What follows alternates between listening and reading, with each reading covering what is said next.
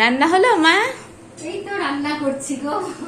আজকে তো শনিবার। হ্যাঁ, আজ তো নিরামিষ হবে যা কিছু। কি রান্না করলে আজকে তাহলে?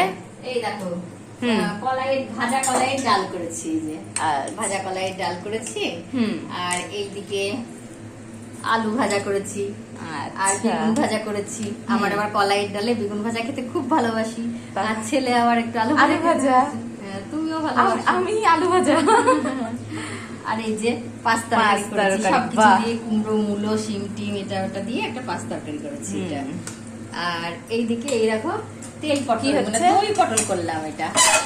এই যে দই পটল হয়ে গেল, দই পটল করলাম। বেশ টকটক, টকটক, মিষ্টি মিষ্টি, ঝাল ঝাল সব রকম। হ্যাঁ, তোমার তো খুব ভালো লাগে দই পটল খেতে। আমারও ভালো লাগে খেতে। কিন্তু মা সবই তো হলো। হ্যাঁ, এই যে তুমি এখানে টমেটো কেন রেখেছো? ও আজকে আমি কোনো তরকারি করিনি টমেটোর দিয়ে। কেন বলতো? হঠাৎ ছেলে এসে বলছে, মা টমেটো কত করে জানো? বলছে 150 টাকা। আমি বলছি 150 টাকা কেজি? বলছে হ্যাঁ। বাবা রে, আমার 150 টাকা কেজি টমেটো। আমি মনে মনে ভাবলাম আজকে আমি টমেটোর কোনো তরকারি করবো না। টমেটোকে পাশে রেখে সব তরকারি। আমি এখন টমেটোকে দেখবো আর তরকারি করবো, দেখবো আর তরকারি করবো। টেস্ট আপনি চলে আসবে।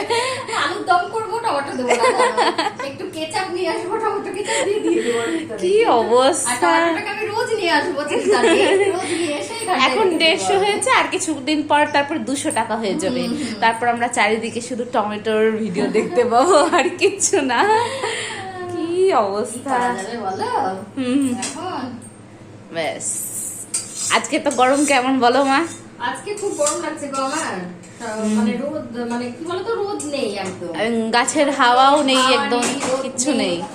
তাও গরম লাগছে, খুব গরম লাগছে। গরম লাগলেও তো এইগুলো করতেই হবে, রান্না করতেই হবে। কি তাহলে তোমার টমেটো পাশে থাকুক। হ্যাঁ হ্যাঁ, ঠিক আছে।